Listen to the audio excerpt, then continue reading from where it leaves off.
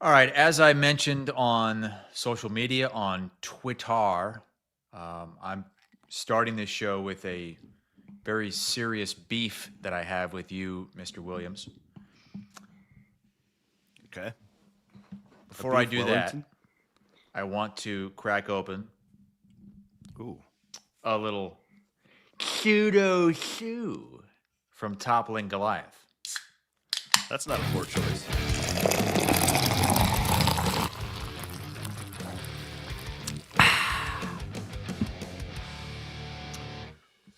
This is going to be my poor choice segment. And it has something to do with me, but more to do with you. So we were sitting here on Monday doing the show and coming off that just shitty weekend for me where you acted like, you were my, concerned brother, that I was going to do something horrible on Saturday because I was upset about the Iowa game. I mean, you called me your best friend here live on the air. Take a listen.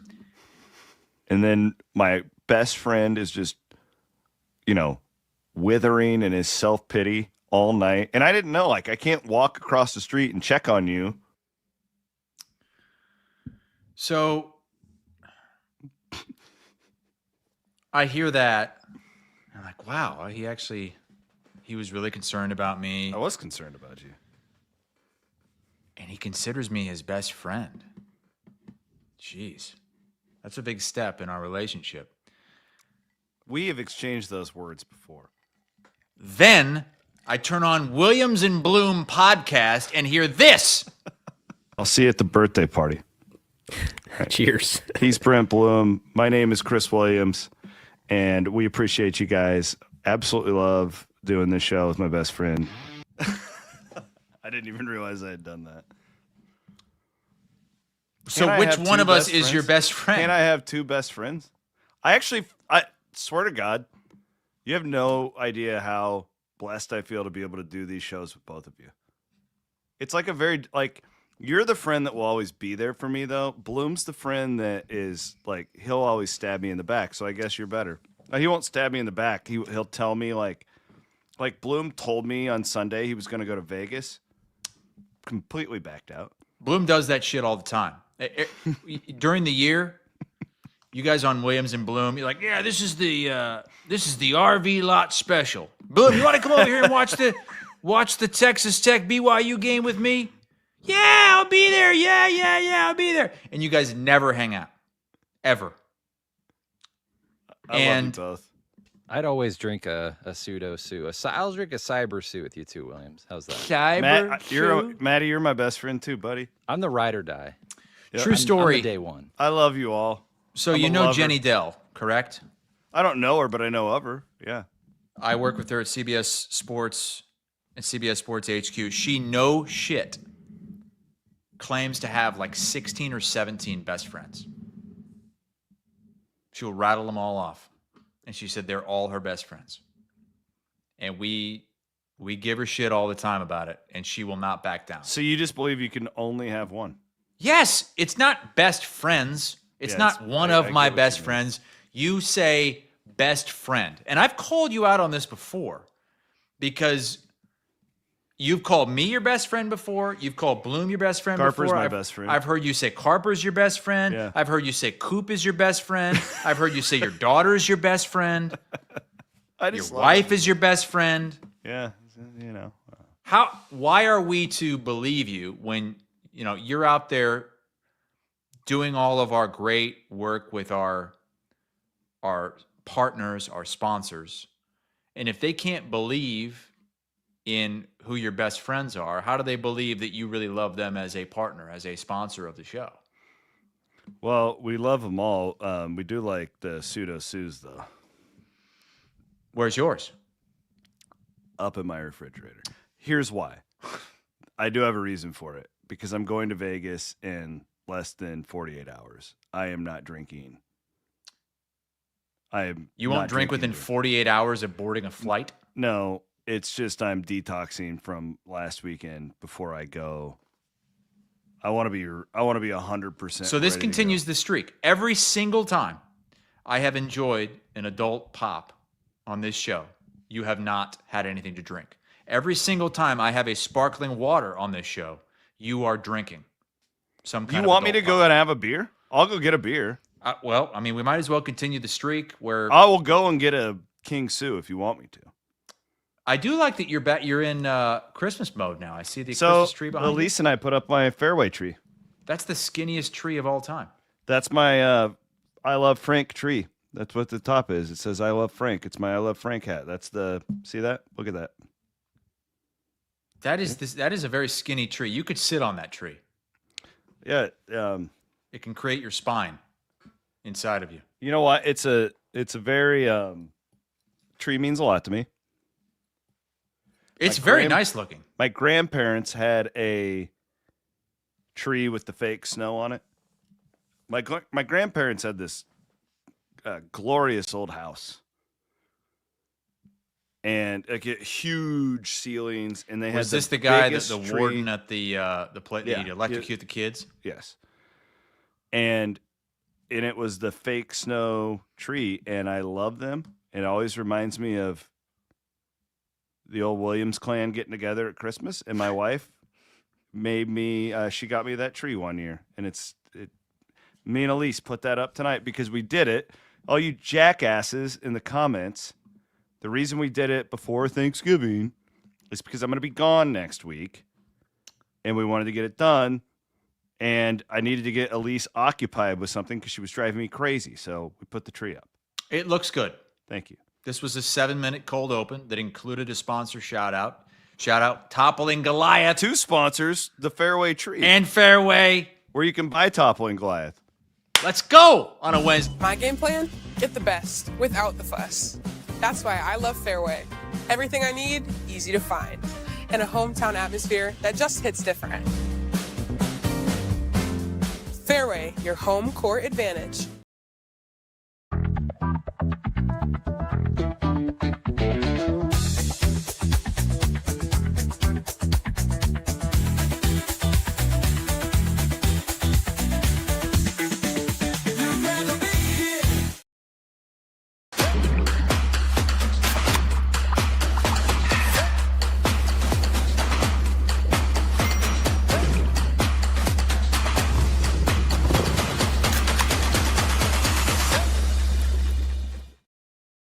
Chris Williams, Chris Hassel, two Chris's, one network.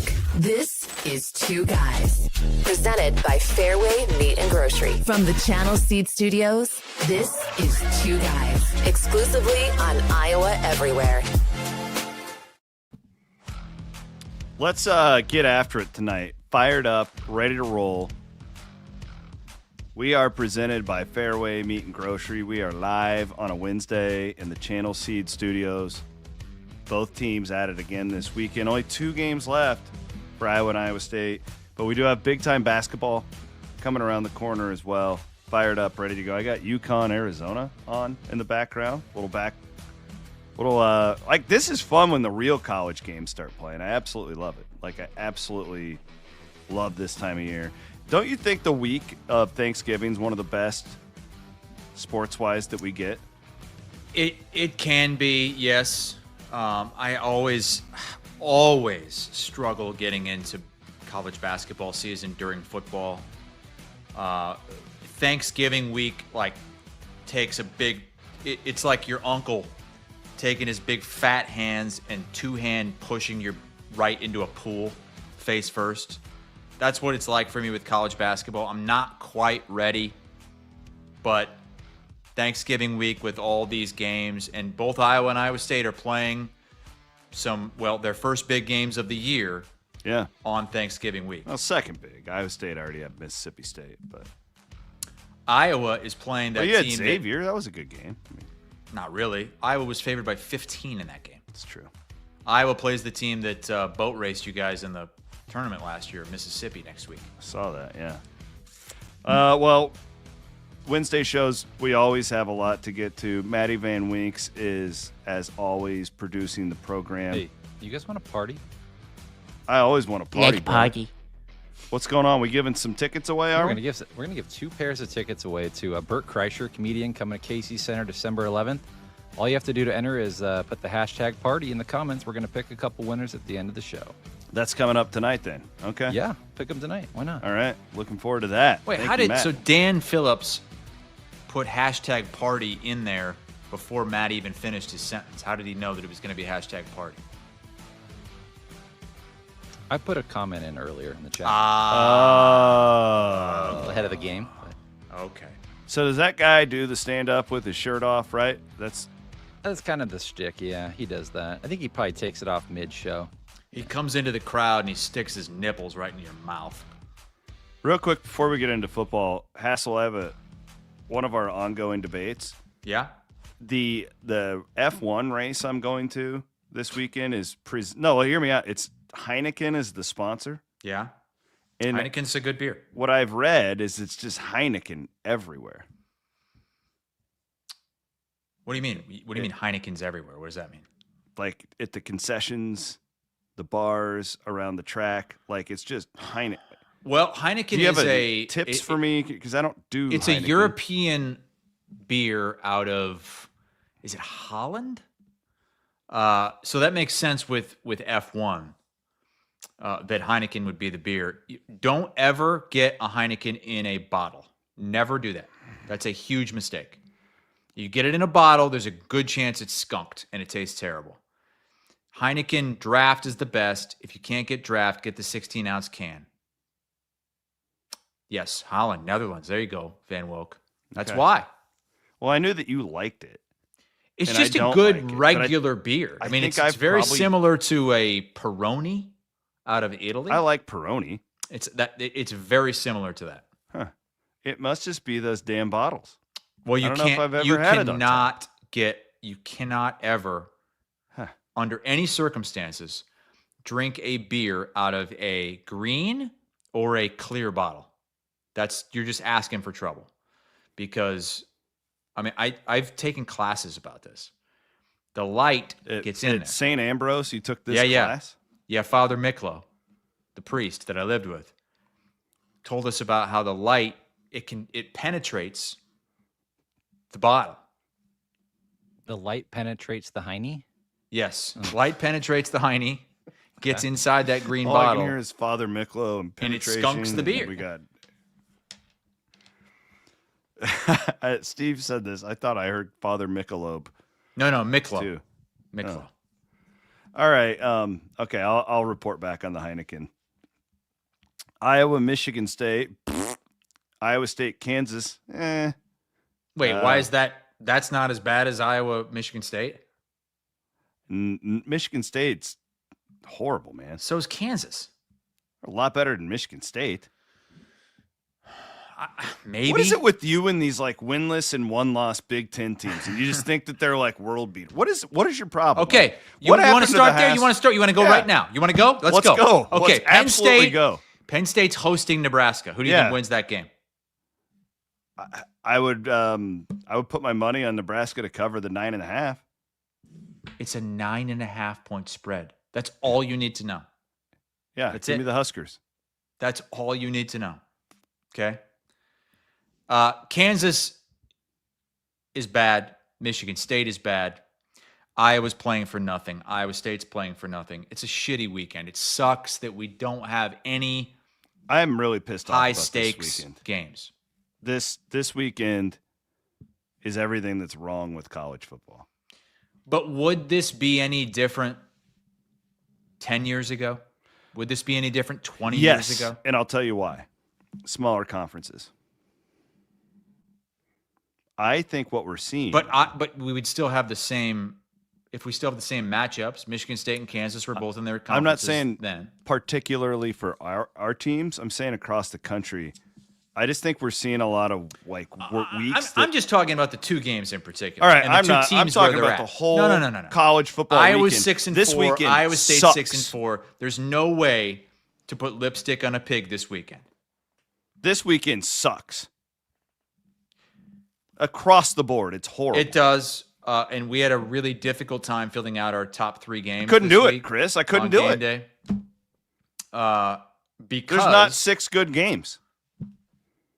And the main reason why is because this is the weekend the SEC plays the FCS teams. And it's about, I don't know, 3/4 of the conference is playing FCS teams. So right there, you take all that out. And I think that should be, that should not be allowed. I do not think that any conference should be able to go out of conference and play an FCS team at this time of year. It just means more. It's just so hypocritical, like to have that be your slogan. And yeah, then but put the like, SEC aside for a second. Let's put that aside. I will. Let's though. talk about our 2 games. What are the stakes? Seriously, what are the stakes in either game this weekend? I don't think anything matters for Iowa State. I think they're going to the Rate Bowl. Okay, what matters for Iowa? I think if Iowa State goes 8-4, I agree. Iowa State I goes agree. 6-6, Okay, what matters for Iowa? What are the stakes? The for difference the Iowa in like offense? the Pinstripe Bowl and Bowls don't matter. yeah, I know It that's does what I'm saying. not That's matter. but that's the difference. The only thing that matters is your final record. Your final record will be better. The problem is, let me is reject. that both Go ahead. Iowa and Iowa State are supposed to win their last 2 games. So you only have something to lose Yeah, because it can get worse. It can't get better. But I do. I have a hard time with this. I do think these games matter though. Like we have to get past if you don't make the playoff, it's a bust. Zach says bowls do matter, and I completely disagree. The bowls do not matter. Not one iota. It's an exhibition game. All these guys opt out. They're not the same teams they are in the regular season. The bowls haven't mattered for several years. They will continue to matter less and less and less as we move on. Iowa could end up playing, let's just say Iowa plays Tennessee in a bowl game, okay? Maybe they're ranked 23rd. So what? That's not like playing Tennessee in the regular season. Not at all. That does not count the same. The only thing we need to know, the players and the coaches tell us how much the bowls matter. When coaches leave, And you know what? They tell us they don't matter. And when the players opt out. Yeah. What happened? And Steve says last year's Pop-Tarts Bowl impacted this season for Iowa State. Completely disagree. What happened in that Pop-Tarts Bowl? Cam Ward played 1 half. Who played for Iowa State and who didn't play for Iowa State? You had star players opting out. That's it. That's all you need to know. It's not a real game. It's an exhibition. The players who want to be there and want to play, great, but it's not a real game. There's nothing that can excite me. There are things you can take from it, game. like when younger guys get experience and stuff. Yeah, well, yeah, like in Iowa's case, if somehow Mark Gronowski is hurt or whatever, and you get to see Jeremy Hecklinski in the game, and maybe you see the future, that's something you can take from it, but that doesn't mean that the game or the win is a big deal. It's not. It doesn't matter. Yeah, this is just an unfortunate reality of where we're at. And it's just hard for me to take it too seriously when not only do the players not all the players, like Jalen Knoll played, and he was drafted. Like, not everybody opts out for these. But then when, like, the coaches, like, they don't, it doesn't bother them for the most part. No, like, because they know. They know that it doesn't matter. You probably shouldn't play in this game. Yeah, remember when Iowa State played Memphis a couple of years ago? We were like, "Wow, this is an important game." Iowa State did not give a shit about that game. The coaching staff, they knew it does not matter. In the grand scheme of things, it doesn't matter. And it's unfortunate. I wish it did. Like, I wish that everyone played in these games, but they don't. So it renders those games meaningless to me. Well, it's the holiday season. I hope you guys are having a joyous Wednesday. not even being a curmudgeon though. Like the Michigan State is a total. You can't put Kansas and Michigan State in the same category. And it's not a comparison. It's just like this sucks for Iowa though.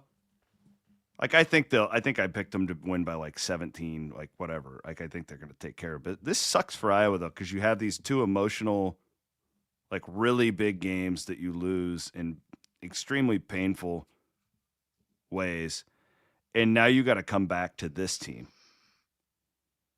Like this, is just a sucky setup for the Hawkeyes. I don't know that it would matter if it was Michigan State or if it was Minnesota or Wisconsin. There's trophies involved in those games, but losing the way Iowa has, there's just no way to come off that and then just all of a sudden be jacked up for that. Now, the only way that happens is if they're playing in Ohio State or in Indiana or something like that. That's it. But while I have a tough time getting up for it as a fan, I have no doubt the players will be up for it. No concerns that the players will. What about show just up. like mentally they could be there, but like a natural letdown because you know that team's 0-8 or whatever? You're No. not worried about that at all? Nope, not at all. Okay. It's the last home game at Kinnick this year. It's the last home game for 20-plus senior starters on Iowa. It's senior day for so many guys. And it's a team that kicked your ass last year. I forgot about that. Michigan State Yeah, I forgot about kicked that game. Iowa's ass last year. That's all you need. Iowa's going to be fine. That's why the spread is what it is. Is it still 16.5? Something like that, yeah. Iowa is going to destroy them. I have no doubts. Can I take you into the Wyckoff comfort zone for the Hawkeyes? Make me comfortable. Let's go. Kick back and relax. Two guys have entered the Wyckoff Heating and Cooling comfort zone. Might have more to do with the atmosphere and the fans, because I do think this is a letdown spot for this would be one where 2:30 kick, right? Yeah, it's right after the Iowa State game. We got the doubleheader. This would be one, Chris, where it's like, I'll have one more beer before I go into the stadium. We can get in a little bit late. Sure. Not as up for it. Although Don't feel like you have as much to play for. we do actually sell alcohol at This is Kinnick, true. So I put it on a tee for you right there. I feel like this is one where the Hawkeye faithful could help their team to be in their seats and just, really there for the senior day stuff and just really, if you're right, and you're a very intelligent being, so of course you're going to be right. The team's going to be fun. But like the last thing you want if you're the team and if you are engaged and this is still a big deal to you is to show up and like it's a late arriving crowd, sleepy crowd, anything like that. So that would be my challenge to the Hawkeye fans. They'll have a great crowd. What's your energy like to start this game against a horrific Michigan State team? it's not going to be anything like any home crowd they've seen in Big Ten play. You've had Oregon, Penn State, and Indiana. Huge games. Even the Penn State game. Huge game. They were striping the stadium. It was I don't know if it was a 2:30 or night game. Penn State was a night game. No. There will be a Sorry, noticeable 2:30. drop-off Into in the night. atmosphere. But it's still sold out. The fans are going to show up and appreciate this team because I think a lot of fans feel like I do. Like they really like this team. They really like this bunch of seniors. You want to send them off right. But you're not wrong in that you're let's have one. We don't need to go in for the senior introductions at 2:15. Let's stay out for one more drink, and then we'll go in for the game, and then probably leave a little bit early too. It's probably not going to matter, But if you are going It to like won't risk matter. a letdown, like let's get some energy in there. It's not going to matter. I refuse to believe that Michigan State has any chance at winning this game. What has Iowa done against inferior opponents this season? They've just destroyed them. And I don't think that they're going to lose complete focus. This is a Kirk Ferentz team. This wasn't a team that came into this season saying playoff or bust. You know, it wasn't. Now they had a chance. They had a shot to do it. So And you have written them out of the playoff. It's over now. Just mess. There's no more path. I didn't know There's if the Twins had gotten and to you honestly- and got in your head that there's a path, but Honestly, you making fun of the A&F Twins now? love the A&F Twins. Are you making fun of the A&F Twins? Aren't they the guys Because if you're last making week? fun of the A&F Twins, we got problems. Aren't they the guys that got in your head last week to put the playoff talk back in your head?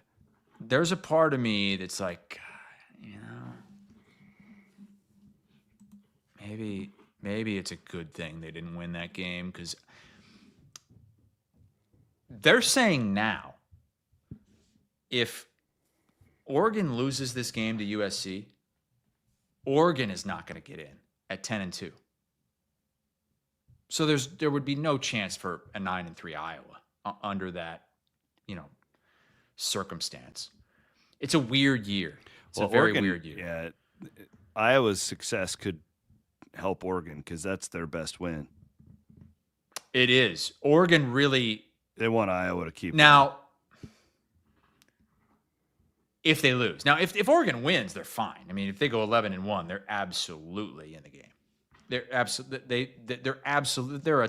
a home game in the playoff. But if they lose, then it gets tricky because Iowa is their best win. And Iowa's no longer ranked. But I did have to kind of take the whole season in these past few days. I was watching the A&F show today, and I read Tyler Tashman's column in the Des Moines Register, and it is still really alarming how bad, atrocious, putrid, and pathetic Iowa's passing game is. They're still 130th in the country in passing. Looking at the laces here. Unless he's throwing that left-handed behind himself, he's not holding on to it. Yeah, we got a problem. That looks like a quick throw, though. Maybe. I think Get so, rid of too. it. I Just think get you're rid of right. it. Look at He it's like ain't he's throwing with the pitching laces. it's like he's throwing a fastball. There's no way he's throwing with the laces there. But Look,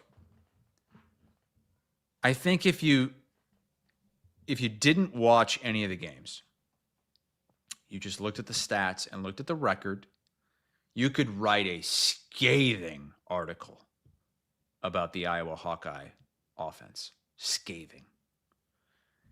But if you actually watched all of the games and every play of all the games, it's not as bad as it would seem on paper. They're close. Closer. They need stop showing that no laces throw. God damn it. have you seen that before? No. Well, That's the first time you've seen that? It looks like he's backwards. Well, Like he needs to swing his head the other way and throw with his left hand. Your boy isn't using can't- the laces. Like I saw an article today from a guy who's covered Iowa for a long time, who just, at least the headline of the article, and I didn't read it, I just saw the headline, and it bashed Mark Gronowski and the Iowa offense. You write that article if you just look at the numbers and the 6-4 record. But you see these games and you see how damn close Iowa is. And in several of these games, it was the defense in the end that let them down. So if they can just if I need to say this one more fucking time, if Iowa can just get the 99th best passing game in the country, you're a playoff team. That's it. They're 130th. Are you And they're starting that to, close. Are you starting to doubt Leicester? No, I'm not. I'm not doubting Leicester. I think Leicester is one of the best things that's happened to Iowa football in the last 15 years. Are you going to push back on that? I don't know. You'd have better. What do you mean you don't know? You know what that Brian Ferentz offense was. You know full well that this is way better. I do, but I don't know the inner workings of the program though. And was Brian that bad, or did Dad finally get the memo that when he had to fire Brian that he was just going to let this other guy do it? I don't know. That doesn't matter. I don't know. That goes hand in hand. If that's what happened and he's letting one of the Tim best Lester do his things thing, in then the that's last part of it. 15 years, what do you have to show for it though? What do you mean? I mean, he's Say that still again? 130th. I was very close. So there's a few things they have to do. And one of them is clearly getting somebody decent in the portal at wide receiver. And I hope it's multiple people, but Yeah. at the very least one. Number two,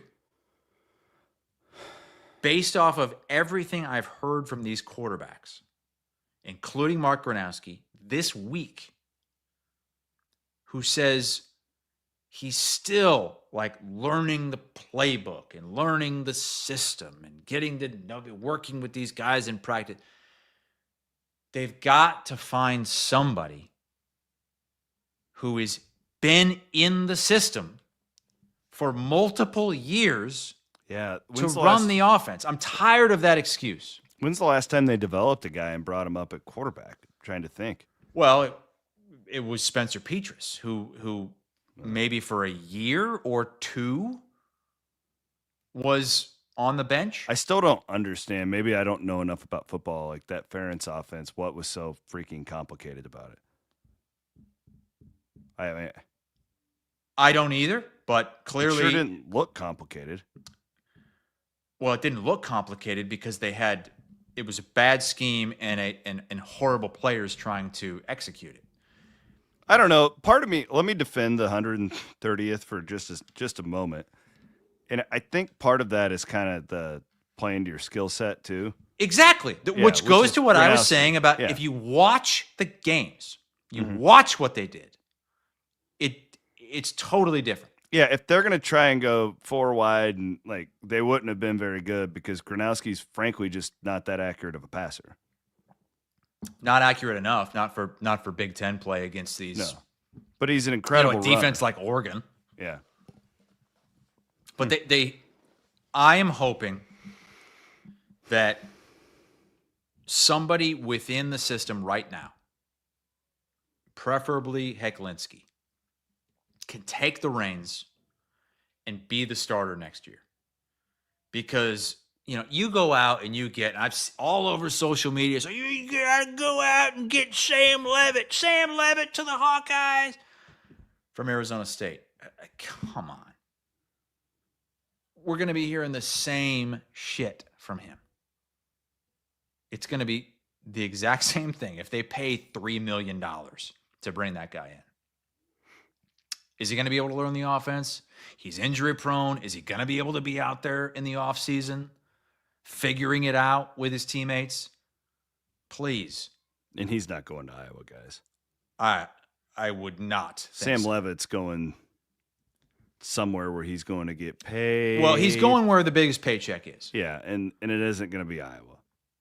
He'll end up at Texas Tech, I think. I think that my guy Cody's getting it. I as a fan, I don't want that. I want somebody within the system that rises up and can work with Tim Lester in this offense all throughout next offseason. Because I'm tired of hearing that shit. I'm tired of hearing we're just, we're learning the system. We were getting, working with these wide receivers. I mean, Gronowski was talking about the issues they were having throwing the ball and the wide receivers not being where he thought they would be. Can't have that again. can't have another one hit guy coming in, or a guy like Cade McNamara. I think another thing too for this year was probably, I mean, your tight ends just aren't as good as they have been either. And you had the injury. No, and they had injuries. Yeah, all that like matters. I think, and the A&F guys said it earlier today, you pay up for a big-time wide receiver. And by big, I'm not talking about like, well, he's going to leave Alabama and he Well, wants we a already big saw Ohio State. No, not Caleb Brown. No.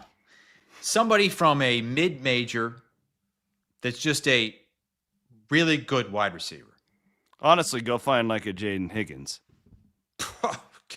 Like that's because he came from Eastern Kentucky or whatever. Like it wasn't. Bring him on. Iowa State didn't go and get him from, some blue blood. Mm-hmm. Like he came up a level. There's guys like that. If I were running a program, this is easier said than done, but if I were running a program like Iowa State where you have to develop like you're talking about, I would just raid the Missouri Valley every year and go and find like the best body type winners in that conference who are used to playing in the Midwest, who know who you are. Like all of those kids at that level know who Matt Campbell and Kirk Ferentz are. Like the fans want the transfers from the big schools and stuff. Usually there's something wrong with those guys. You go and raid the FCS conference closest to you, which happens to play really good football. Mm-hmm. I would do that every year. I would try and get 5 guys from that conference every year. One more thought on Iowa, and then please let's move on because I think people are sick of us talking about this shit. But you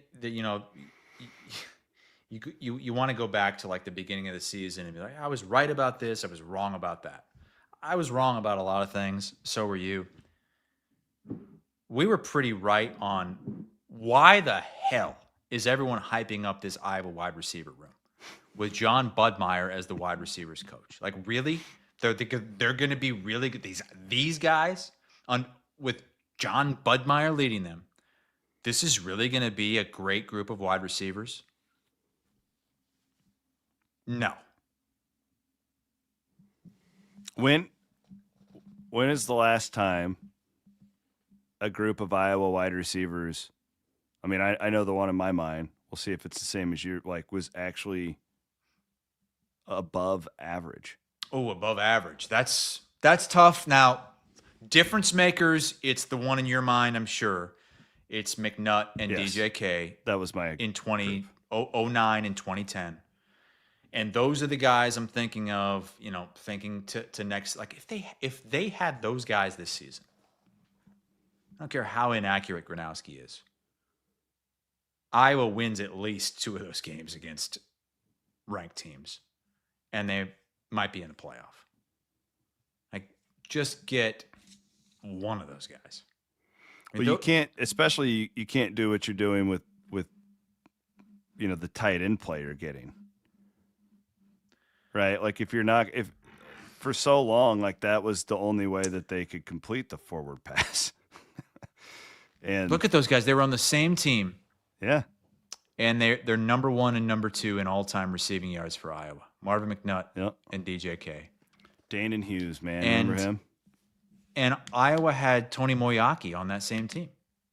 Wow. A 5-star tight end. Good pull. Yeah. Who played in the NFL. All right. I want to thank our friends at Freedom Tire for supporting the show. Yeah, we saw some listeners that found the Goodyear Freedom Tire out there. I was texting with Q yesterday. Quentin? Yeah.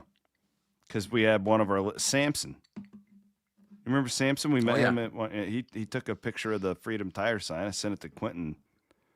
And anyways, it ended up Quentin and I are gonna have a little bourbon together here. We're gonna drink some Steeple Ridge coming up in a couple of weeks. Speaking of the Freedom Tire hymn, my mom just sent me a picture of Father Michlo. You want to see it? Can you zoom in on that? Is he in jail? Father Michlo, he he would teach. I think it was theology, so it was about God and Jesus and all that. And he'd say, these people, they come up to me, they go to the confession, and they're praying and all that, and they're like, they want God to do this, and that for them. And I'm like, God, he's got so much going on. He's got the Notre Dame game this Saturday. You got to get the Fighting Irish a victory. I mean, he can't be doing stuff for you all the time. He's got to be looking out for everybody else.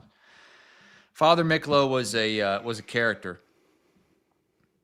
Did he die? I don't think so. I think he's still. Like the way you're talking about him. Father Michlo.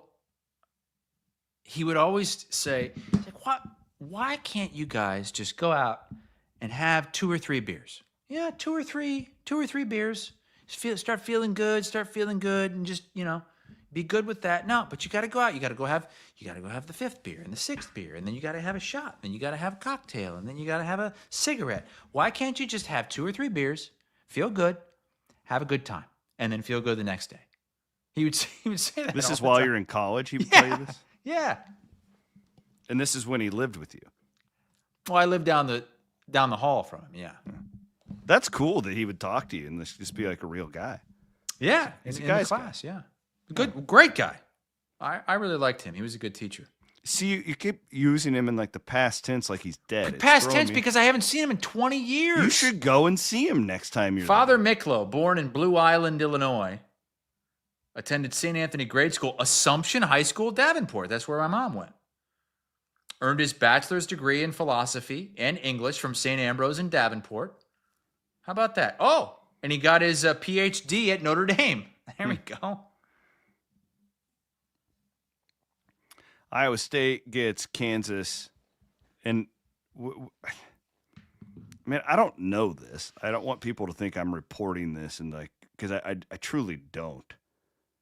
I don't want people to go and book plane tickets based on this. It just feels like they're going to go to this Phoenix Bowl if they're 8-4. Or if I don't think 6-6. Pollard posts that if he doesn't. Yeah, that's the vibe. 90% know that's going to happen. So let's break down this Kansas game, because again, I will reject the overall sentiment of a lot of college football fans that these games don't matter after you're out of playoff contention. They do. You only get 12 of them a year. For the players, they absolutely. This the bowl isn't game's about a different playoff contention. The bowl game's a different conversation. It's not about that. The game matters. Like, I'm going to be locked into this one. You're not even going to the game. You're I'll be in watching. Vegas. We're going to be You at cover Circa. Iowa State for a living. Me and you Cooper do are the gonna post-game be- show. You won't even be in Ames for this game. Me and And you're Cooper- trying to tell me that this game matters? It does matter. It doesn't matter as much if you're 10-0, but Well, that's what. my point is. Let's if get you- in. Can we get into that? Because I want to feel know. like Okay, in well, the shut up. I want to ask you a question. Why does the game matter? It matters because I truly believe the majority of the people on Iowa State's roster will be there next year, and you do have stuff to play for in that sense. Like, there's momentum. And I'm keep not. guys out of the I'm not here portal. saying it doesn't matter. And I'm it's just- asking you. I want to know what the stakes are. I'm telling you, if you just shut your mouth and listen. Are you going to talk or what? You're just sitting there speechless. The program stuff is the program stuff. Lane Kiffin won't even comment on it, right? Like the coaches and the players, Levitt enters the portal allegedly, whatever. There's stuff going on. There's constant noise. All that stuff matters. What I'm saying is, as a fan, more so than within these programs, as a fan, it's your favorite team. Mm-hmm. We wait all year to watch these games. They do matter. It's okay. It sucks that this year you're not in the position to play for the Big 12 championship. I understand being disappointed. I understand all that stuff. But it still matters. You still can enjoy a victory. You still can be disappointed if they lose. Right? Because for what's interesting for me, just personally, is I get to the point, I'm pretty much there with my Vikings fandom where I want them to lose every game. That's I want the them to lose problem. out. Yeah, that's the problem in the NFL and professional sports is then you're rooting for them to lose so you get a better draft pick. You don't have that here. Clearly, you would rather have Iowa State, as an Iowa State fan, finish 8-4 as opposed to 6-6. You're going to feel a lot different. I just feel that in these instances with Iowa and Iowa State, and we're talking Iowa State now, so let's stay there. There's a lot more to lose than to gain at this point. I feel like you've already lost so much in the season. In the history of Iowa State football, though, how many 9-win? Yeah, keep it in perspective. That's a good for the youngsters. You can go and win 9 like games. Van Woke. What did Van Woke say? 10-2 would be a disappointment this year? And now what are you staring at? Yeah. I mean, but that's my point. Like, we've got to keep some aspect of, like, it's not playoff or bust. I'm talking more about the fans than whatever these programs are doing. Like, some programs will start playing younger guys. Like, they're all, the coaches are different. Again, the Kiffin thing, like, I'm watching his team in playoff contention. You got reports that they gave him an ultimatum. Like, we got a lot problem. You know, just look at what Brian Kelly did to leave Notre Dame to go to LSU. Like, there's a lot of issues here. We have to keep it in perspective that if you're going to Kinnick and, you're not going to make the playoff and you're playing this winless team, but you can still enjoy the wins. Yeah. That's where I say it still matters. Does that make sense? Yes, it does. It's just hard to get there as someone that had such big hopes for both of these teams this season. Iowa State starts 5-0. Iowa has all these chances against ranked teams. And then you're sitting there with 2 weeks to go with 2 games where you're going to be favored in both games. And what really is there to gain? To me, what's to gain is simply at the lowest form, you win a game. You beat an opponent. Which, why do you play the games? To win the game. So there it is. It's not sexy. There's not all this great stuff out there that comes from it, but it's at least a football game, and you're right. We only get 12 of them. How do we fix it? How do we fix what? this feeling? That when you're out of the playoff contention, that the games don't matter. So I push back on that. I see you guys say that shit all the time. What? That's what you're saying. No, I'm not. Iowa was basically out of it last week.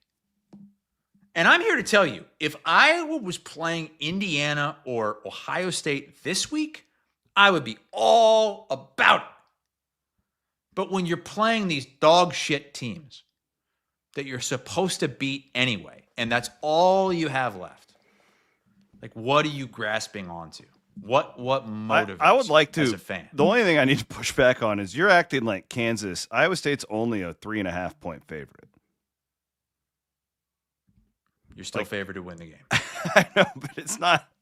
This isn't the same thing as Iowa and Michigan State. Like, you guys are a 3-score favorite. I think it's more similar than There are not a lot of Iowa State fans going into this game like super confident, I don't think. Look, I could see Iowa State losing a lot easier than I could see Iowa losing. Yes.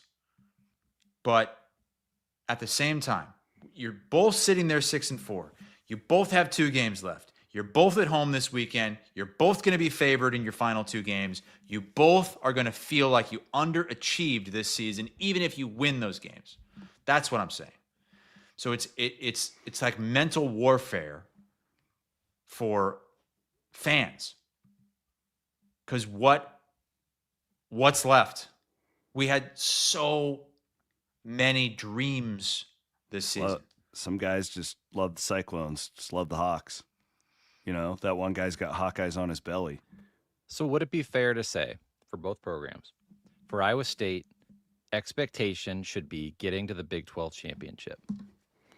I don't even keep your season alive to get into the championship. For the Big 10, more chance to get into the playoff. Keep your season alive till the very late. Like you said, Hassel, like the USC game. So you still had skin in the game. You were still in it. Well, skin in the game to, yes, you had very, very, very, very slim playoff hopes, but you had the chance to end this long losing streak against 13 ranked games. teams. And if this was Iowa State playing Utah or Texas Tech, I'd feel a lot different. But you're expected to win. You really don't have that much to gain from these last two games, is what I'm saying. That's fair. Other That than is winning the games.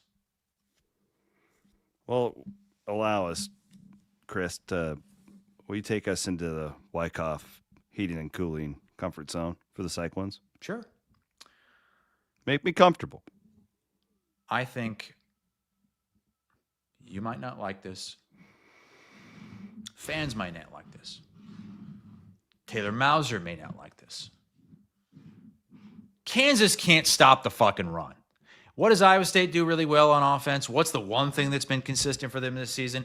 Hand the goddamn ball off. Carson Hansen, Abu Sama, pound it down Kansas's throats.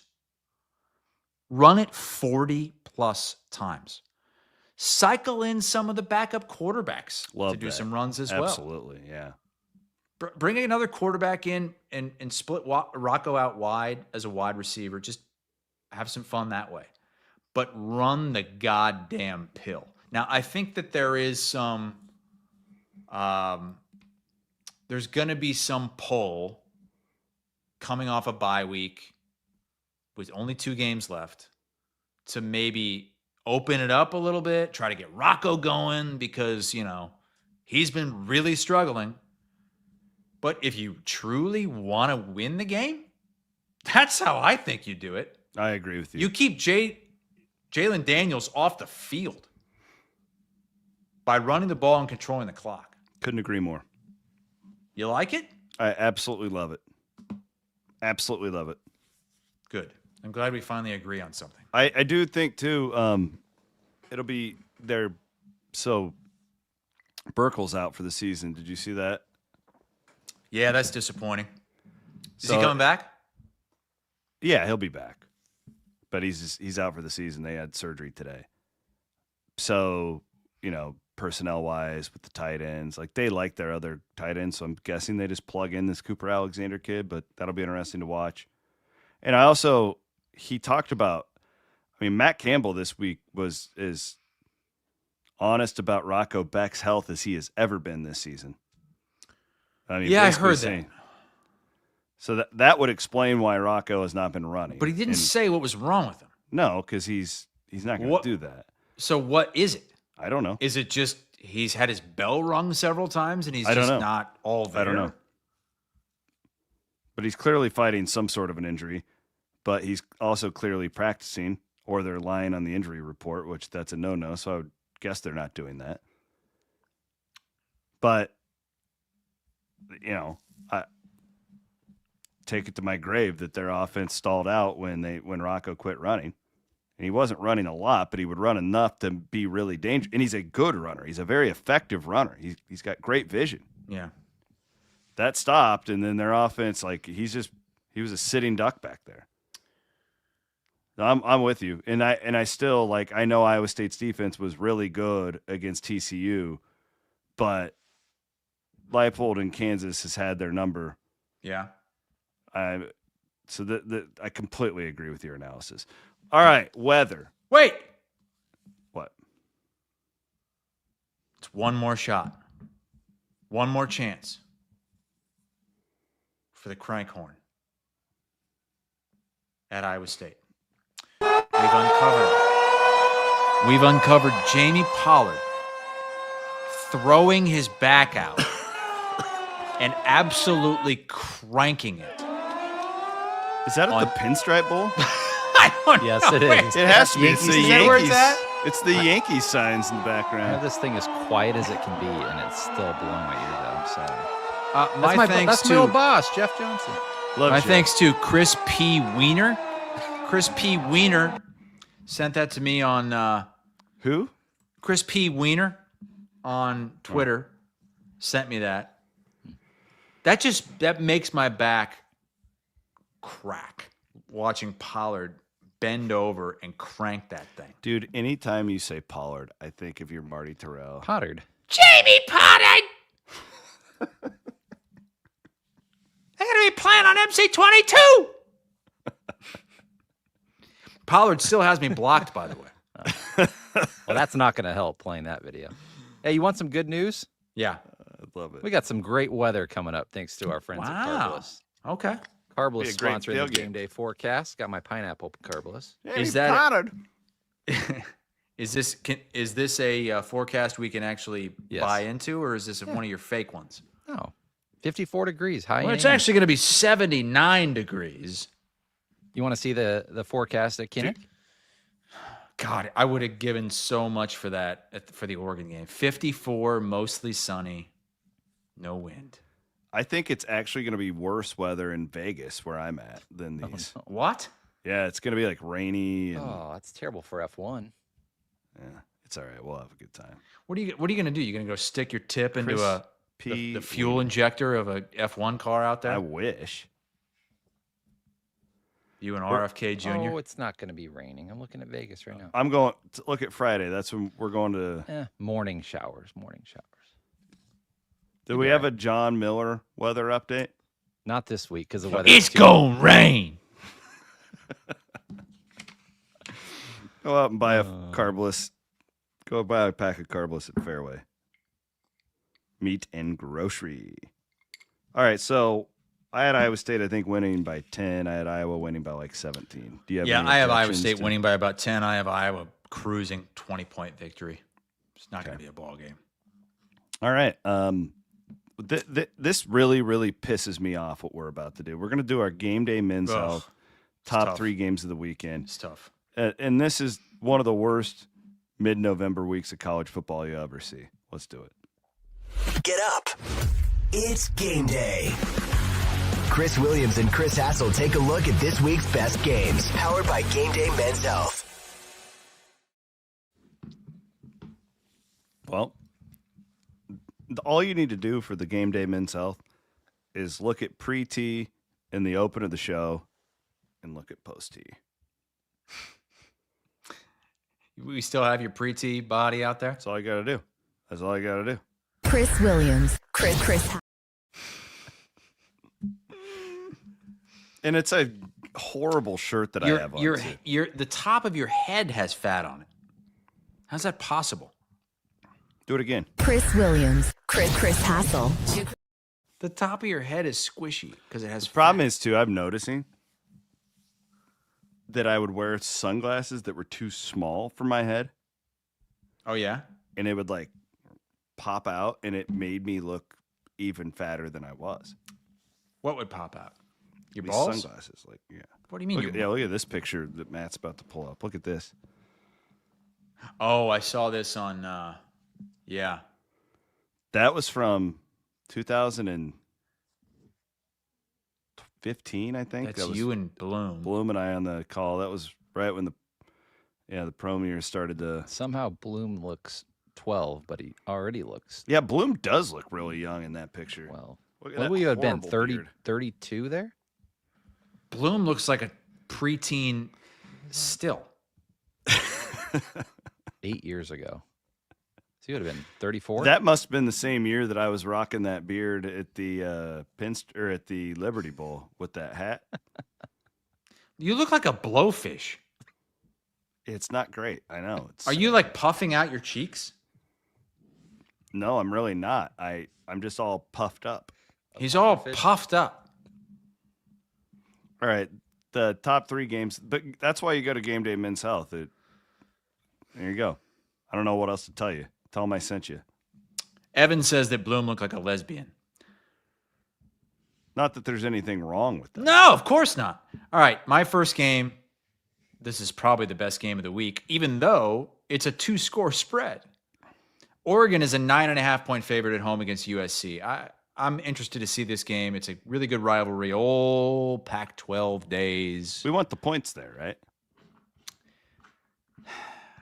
Oregon is a lot better than SC. I know, but They are. Everything. Like, you compare Oregon's defense to SC's. It's not close. So I could see this getting into double figures, but it's an interesting game. Very interesting game. That's our CBS game. That's why they didn't take USC Iowa so that they could get this game. USC Oregon on CBS. 3:30 Eastern, 2:30 Central. The other ranked matchup in power conferences, I think there's only 2 this week, is Missouri at Oklahoma. So Oklahoma feels like they're in now, right? They are, if they can take care of business.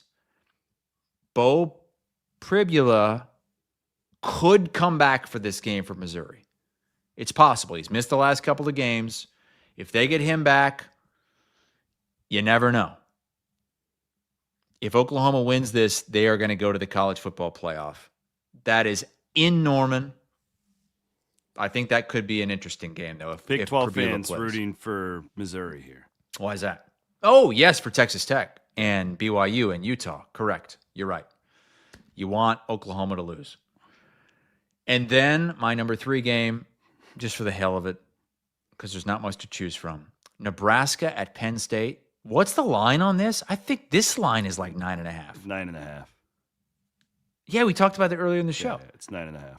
So some Nebraska fans think that they're 8.5. better without Dylan Raiola. Yeah.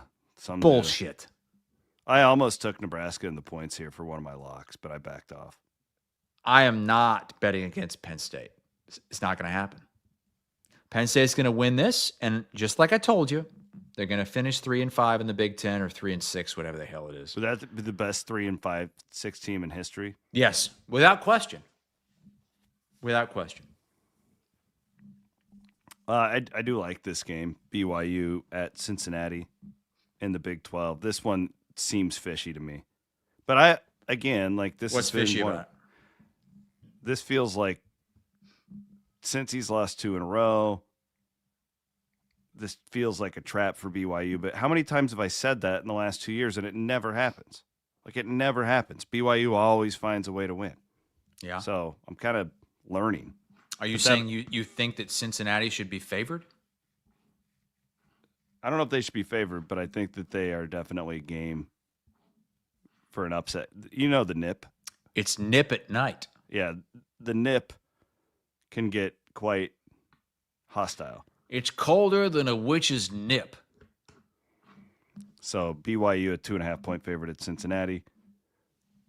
Game number 2 is, again, like I don't really care, but it has playoff implications because, again, like SMU starts poorly and then is right there in the mix to potentially win the ACC, where they could get into the playoff. Louisville is at SMU. And then I really didn't have a third game even worth putting on here. What? This game? Dude, all the games suck. Arizona State at Colorado? For me, it was this, or it was TCU at Houston. I thought you were going to take TCU Houston. But, like, this is more interesting to me only because of the Dion thing. If they just keep getting killed at home, like, Oh, they will. They will. And keep then getting killed. the Levitt thing from this week, and Dillingham did his thing. And the TCU game, I feel like TCU may just be done now. And Houston's kind of like just a good story, but nothing more than that. All these games suck. Yeah, they do. So I'm not. We don't need to spend any more time on it. we did our best. Game Day Mid-South. Get up. It's Game Day segment. 2 guys. All right. It's time for our locks. We are presented, as always, by our friends at the Wild Rose Casinos. One of their partners, Circa. I'll be out there seeing our friends at Circa this week. We are going to drop these locks all over your All face. over your face. We will drag them all over your face. Wow. You got 5? I do have 5. I did put Nebraska on there. I forgot. All right. I'm going to start off Friday night. NC State is hosting Florida State. NC State is getting 5.5 points. Did a little research. Florida State hasn't won a road game all season. I just want the points here. This feels like a easy take. I'm just taking NC State. Florida State, like, NIL program, probably doesn't care too much now. I'm surprised that that's 5.5. Give me the points. Just feels like too many points for Kansas State at Utah. I'm done with Kansas State. I'm done with them. 17.5. Weren't they 17.5-point favorites against Oklahoma State, and it was like a 7-point game? It started at 19.5 and dropped to 17.5. Yeah, but I'm taking the points here. I don't like that. 17.5 points at Utah. Taking Nebraska plus 9.5 at Penn State. I'm sorry, like, I'm not trying to be a dick to you. It's just that's too many. Penn State's got one win. Like, I want Nebraska in the points. Like, they're still playing. They got a really young roster. The Cornhuskers do. They got a lot to play for. Penn State, they don't even know who their coach is going to be. These guys are toast. I like Arizona State minus 6.5 at Colorado. Like, that number is dropped. It was higher earlier in the week. I love that. Yeah, like, I love that one. And they kind of feel like with this Sims character that it's starting to work. Like, they're starting to figure out that offense a little bit. And they figured it out against Iowa State. Can't really imagine Colorado's going to be up for this one at all. So give me Arizona State to win by a touchdown. I looked at playing Cincinnati here, and I backed off. I'm going to take the over Cincinnati and BYU for a couple of reasons. One, Cincinnati's defense isn't very good, period. However, they do have a really good offense, and it matches up pretty well with BYU's defense and the holes that they have. And I just feel like this is a higher scoring game than 54. It seems like a small number for me. I'm going to take the over 54 Cincinnati and BYU. There you go. Dropping these locks all over your face. All right. This is the week I get back to 500 finally. What did I start off? You were really bad. You were like 9 games under at one point, and here you are. You did. You called your shot. You said, I'm going to climb my way back up there. Here we are. 23 and 25. Well, I'm going to need your number on the Arizona State-Colorado game because when I sent it in, it was 7.5, but since it's 6.5 now. Yeah, that's fair. That's my play. It looked like it was going to get to 6. Like that, it was sinking. So I'll give it to you. Arizona State minus 6.5 at Colorado. I'm going to go SMU minus 3 against Louisville. SMU is a talented team. They are, as you said, playing for a chance to go to the ACC championship game at home. Rhett Lashley is a great coach. I like SMU to flex its muscle in that game and cover the 3.5. Arkansas is at Texas as a 10.5-point dog. I've lost every single Arkansas bet this season, whether I bet on them or against them. So probably fade me here. But so many times I bet against them and they end up being right in it in the final 2 minutes. They're getting 10.5 points. Texas just lost. They've got Texas A&M coming up next. Give me Arkansas in that game. I feel like they are going to be feeling better about this game than Texas. They just want to get through it. Okay. Iowa's going to kill Michigan State. Is it 16.5 still? Is that what the line is? That's what I've seen it at, but I don't know if it's... That's what you've seen it at? Yeah. I said have. I said that's what I did. I think you said that's what I seen it at. I didn't say Spoken that. like a true Bonduranter. I seen it. Iowa will win by 20+ against Michigan State. I actually agree with you there. Georgia Tech minus 2.5 at home against Pittsburgh.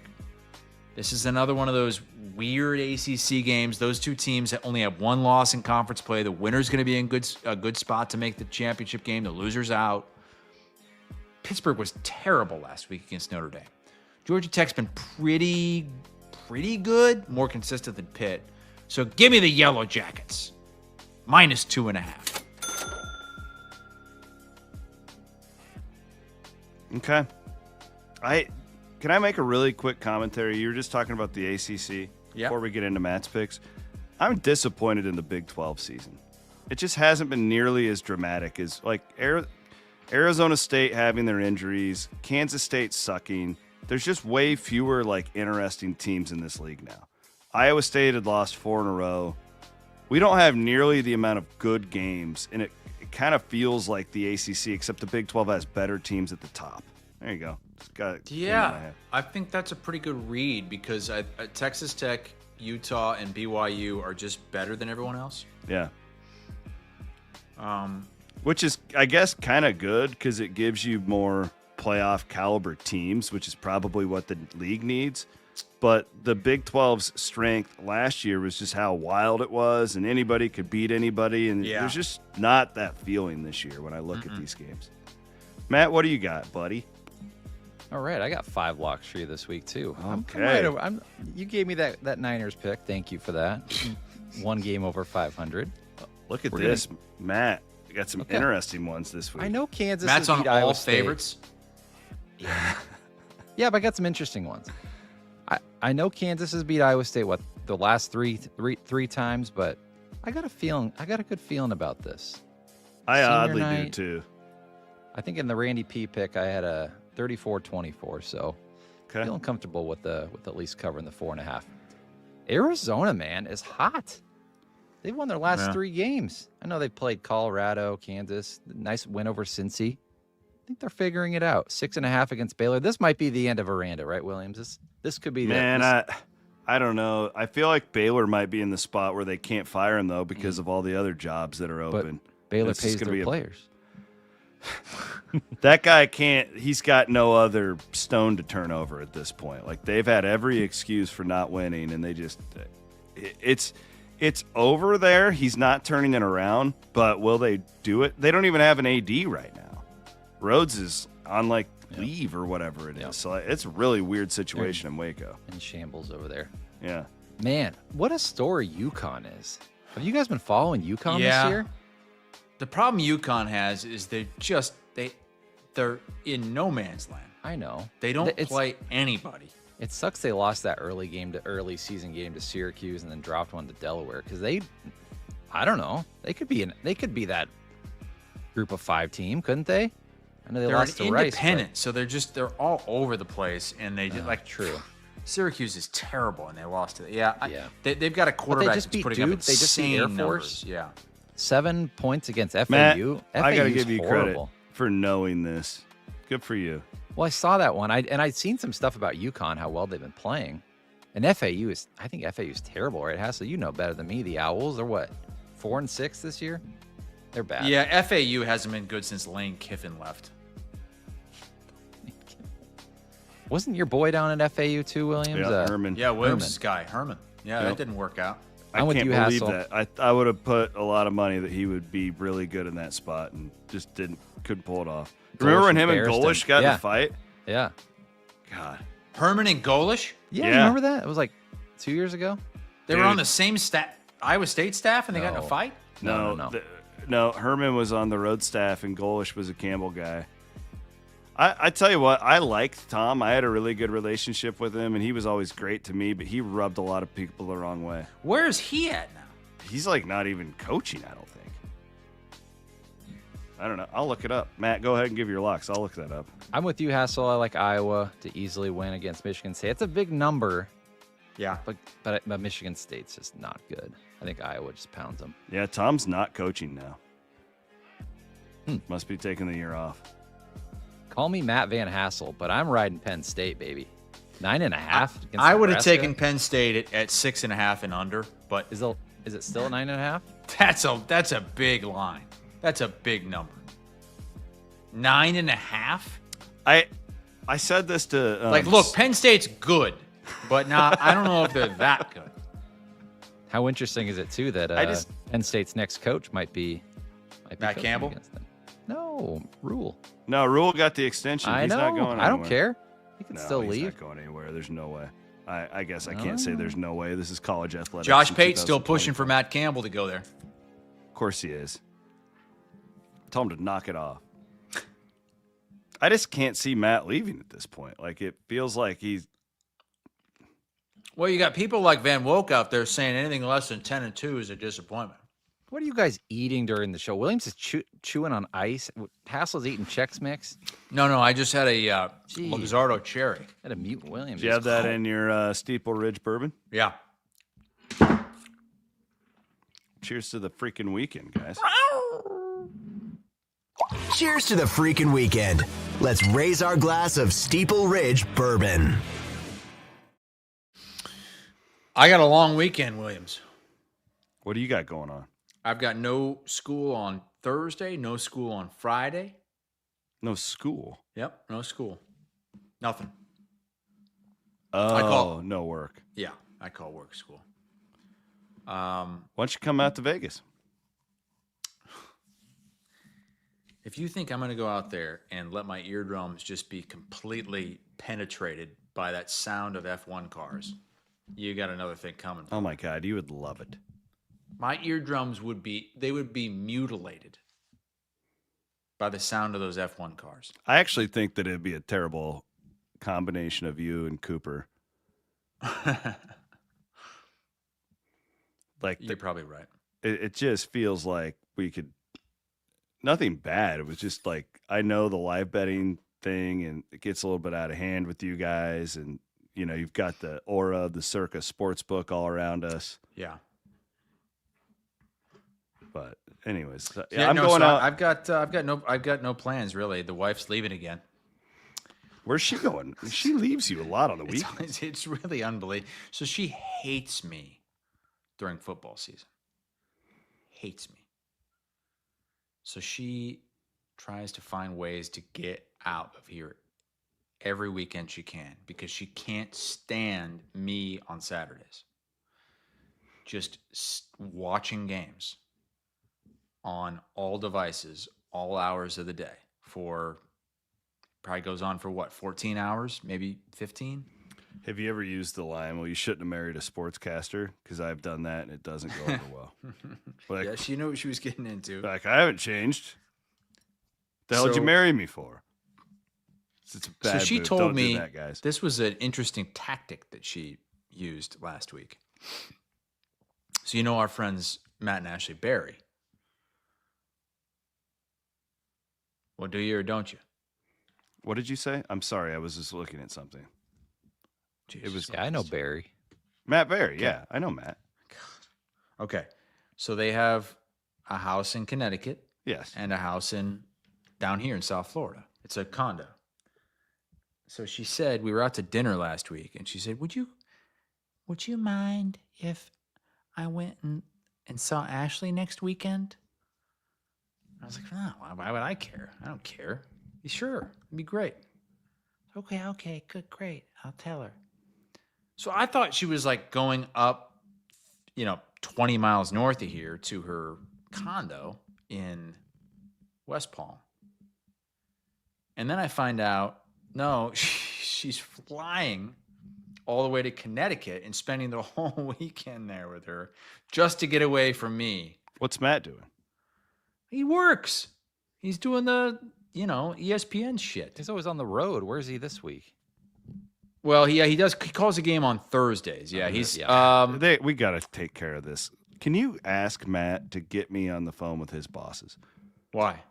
We got to get better games on Thursdays. Oh, it's so bad. It's so this bad. week. It's Louisiana and I can't remember who they're playing. He sent me a text yesterday, and he's like, "Well, one of the teams has 8 players suspended because they got into a fight." So I don't know who they're playing, but Seriously, tell Matt, hey, Williams. you know wants what? to The talk to Big your 12 bosses. needs to tap into that shit. The Big Absolutely. play some goddamn games on a Thursday or a Friday night. Think about just even that TCU Houston game tomorrow night. Yeah. Hell yeah, we'd be all over it. We just had But the they're- anniversary of the Iowa State Oklahoma State game Right. was on a Friday. But That's a they're great game. so scared of the NFL on Thursday. So scared. And then they're probably scared of the Big Ten. Oh, the big bad Big Ten on Fox on Friday nights. We're so scared of them. We can't go head to head with UCLA, Michigan State. We just can't do it. Give me a break. Put some decent games on Thursday and Friday. Completely agree. Speaking of that, I got to go long. Oh. It's time to go long with Wealth Charter Retirement Planning and Tax. Shout out to those guys, and don't forget, tax season is coming up. It really is. You I know. jack I'm laughing around at with this. Evan says I was doing the Trump hands. Oh. Quiet, piggy. Quiet. Shut your mouth, piggy. Are you talking to me before my I'm talking to you. game day men's health? Probably on the Epstein list. Here's the problem. Leaf Pepper Hassel says, wasn't it just pepper? He says, wasn't it just tax season? The problem is it's always tax season. And that's why you Keeper. Oh yeah. I thought I said pepper. This is why you hire these guys, though. It makes it so much freaking easier when tax season comes around and they can just knock it out for you. There's all sorts of ways they can do it over at Wealth Charter. So there you go. What are you going long on? Well, you know what? Honestly, I'm not going to go that long. I'm just going to state the fucking obvious. Can we get rid somehow of these 6-day picks in college football? The TV? Oh my God, yes. Like, what are we doing? How did we get here? It used to be they own the sport. You could print off a schedule. Remember those like magnet schedules from like 30 years ago? You would find them at a gas station. Oh, yeah. And you could print it off. And it was like Iowa versus Illinois, 1 p.m., November 18th. And all the times were there. You knew what every game was going to be. Now, you don't know 3 weeks out. Sometimes you don't know 2 weeks out. Sometimes you don't know a week out. You have to wait until 6 days? No regard for the fans who have to completely change everything they're doing in their lives to figure out how to get to these games. Yeah, they don't care. This is Thanksgiving week coming up. Thanksgiving week. And we're still going to have to wait until Sunday to figure out when these Thanksgiving week games are going to be. Now, thankfully, we know Iowa and Nebraska because that's one of those that's set in stone now. Before the season, usually you know when that's going to be. But look at all these games that are TBD. You don't know because they put them in this 6-day window. Look at the Big 12. 6 games. It's a disaster. Doctorman put this list together, by the way. It's no wonder these late season games are being attended by fewer and fewer people late in the season. You know, you're already missing the students. Mm-hmm. And then you're going to make it even harder for your diehard fans who want to go. Worse. Oh, yeah. Everything is working against you. Competition, holiday parties.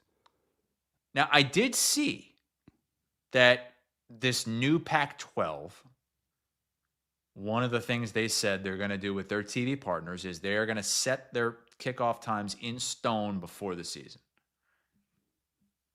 But that's, I mean, you're talking. Let's be honest. We're talking about like Utah State. Yes, that's not Iowa and Iowa State. That's not the Pac-12 now is the old Mountain West, basically. That's what that is. Plus Washington State and Oregon State. But it's such a slap in the face to the people who spend all of this money, this time, these resources to be able to get the opportunity to buy season tickets, to keep their seats. And then you are just yanking them around. You're just going to have to wait. You're just going to have to wait till the Sunday before Thanksgiving to find out when this game is going to be. So what do you do? You know, so many people have plans where they got to drive somewhere or fly somewhere. They want to go to the game, but can they really wait that long to make plans with their family? It's bullshit. Very well said. The TV people own the sport. Yep. By the way, keep an eye on Michigan right now. I love what Michigan and USC are doing. Yeah, keep an eye on that because that has the opportunity to turn hostile pretty quickly. There's a lot of rumblings out there behind the scenes that Michigan is ready to shake the tree. And I'm a Beth Getz guy. I mean, I'll go to the wall for her, but I am disappointed that Iowa is involved in all of these other teams that are doing it. And I understand it. It's free money, basically. There is no such thing. Free money now. Yeah. They're going to be asking something of you down the road. I just think, like, I don't understand why anybody thinks that these people in college athletics aren't just going to blow through that and well, they will. They're going to do it on a coach I think a lot of or like. I think a lot of it is these athletic directors have this big, just gaping hole where they need to put money into it right now, and they're seeing that as well. If we can get $100 million, like right now, we can plug that hole right there and do all this other stuff right away. And if we don't get this, then how are we going to do So that? then you're going to, yeah, I agree with you. But then you're going to trust some coach that you're just going to fire in 3 years to go and pay a quarterback $2 million who may or may not work out, and you're not protected on the other end. And then that son of a bitch can just not play in the bowl game that you're going to ask your fans to travel to that doesn't really matter. Yeah. Like, it's not going to stop. These people have shown us for decades that they don't know how to handle money. They don't know how to run a business. The people who run college athletics. Why do we think it's going to stop now if some private equity money starts rolling? It's not going to stop. In fact, it'll get worse. Yeah, because it's an will get easy worse. out. They're going to dig themselves other holes, whether they see it now or not. It's going to happen because then they're going to think, well, but then we can do another one of these things 10 years down the road. Yeah, it's the same guy who just keeps getting into more credit card debt. I can pay that one off, and then and then all of a sudden you got 4 of them that are maxed out, and you're paying interest, and you have no credit, and eventually you're not going to have any of your equity. Mm-hmm. All right. Well. Oh, well. Jeez. Oh, well. All right, Matt. Let's give away some tickets, Let's do brother.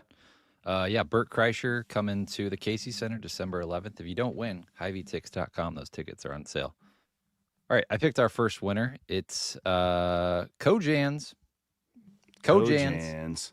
All right. If you're a winner, email me matt@iowaeverywhere.com. Let me know you're the winner. There's not really a great way of doing it, so I don't know. You could email me. You could be a win. I don't know. How do we weed this out? I don't know. Kojans? Who's Kojans? You're the chief producer. YouTube changed this thing on us. They put people's like usernames instead of their. Oh yeah, I've seen that. Yeah. I don't know. I'll sleuth. All right, let's pick one more winner. How's Williams in there? I don't know. I didn't. Well, because I put it on his. Oh, my God! It almost. Come on! I want to win. Josh Johnson. All right, Congrats, the beard. Josh. Damn it! I was one of the last ones. You almost won. All right, Kojans and Josh, if you're the winner, please email me. I'll get your Surprised tickets. it wasn't Queef Wellington. I didn't give him a shout out. We need to thank our friends for the Kaburski brothers, by the way, for sponsoring. Let him the come show. in and tag team your lawn. Sorry, guys. I didn't mean to bury you. It just slipped through the cracks. I apologize. But I think you should do some landscaping for your wife, Hassel, and hire the Kaburskis to go. And the boys will do it with their shirts off down there in Florida. I got to tell you a story. I'm sorry. I know we're at the end of the show. But It doesn't matter. it's We're a on the long internet. story. Can I lean back? Yeah. Okay. So they're doing all this utility work in our neighborhood. And yesterday,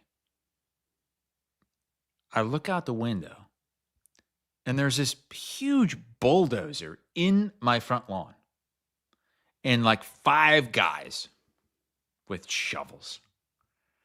This bulldozer starts digging into my yard.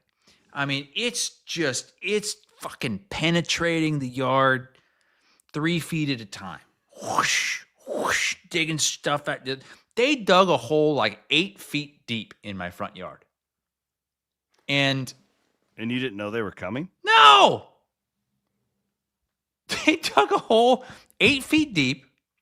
I leave for work. There's a hole that if I fell into it, I'd die. I come back, and it's like someone just used their foot and like shoved the dirt back into the hole, just sporadically. Just it looks like absolute shit. The sod is everywhere that it's not supposed to be. And I'm like, what in the hell? What is going on? Well, they must be coming the next day to, I don't know, resod it or whatever. You know what they did today? All they did today, the whole day. They were in our street. I come back from work. You know what they did? All they did was place a huge traffic cone on top of the big lump of dirt in my front yard. It's a huge lump of dirt where my grass used to be, and they plopped a traffic cone on top of it. They didn't reseed it for you? Nothing. And nothing. They didn't put anything in our mailbox. No emails. They didn't no tell calls. you at all that they were going to do this. No. I mean, what if I had buried a dead body under there and I was hiding the dead body? Or what, a dog, you know? Yes. Like an old Good pet. point. God. I'm surprised that that's, like, legal. Like, I I know that thought they at the can very go and least do this, they but would, they like- feel like they have to tell you. Yeah. That's what I'm saying. I mean, they're doing stuff all over the neighborhood. Like, I'm not the only one in this mess because I guess they're doing some sort of thing where the power lines are now going to be underground instead of above ground, which is great in theory, but they're just absolutely tearing up my landscaping. I mean, it's a mess. And now I've got this traffic cone sitting on there like a dunce cap. You think that the Kaburskis could help? I would like the Kaburskis to come down here and have a talk with the company that's doing this stuff City to of figure Delray. out what's going on. Yeah. Because I'm not happy. And my wife, we went on a walk tonight, and my wife doesn't cuss at all. And she looked at it, and she said, "That's bullshit." That's how bad it is. And she really let them have it. She did. She doesn't cuss. Oh, fun show. See my Fareway tree right there. I love that tree. How do I get one of those? I don't know. I can figure out where it is and What do you mean where it is? Just have them send me one. where I got it. Like I don't know. You The got wife a skinless brat decoration on the Fairway tree. that could look like something else. We should put that in the merch store. This is true. All right, Fairway Meat and Grocery. We're in the Channel Seed Studios. Have an awesome weekend. Of course, we have Live Murph and Andy coming up on Friday at 1. Legends and Listeners coming up tomorrow. All of our great stuff here on Iowa Everywhere. We appreciate you. Later.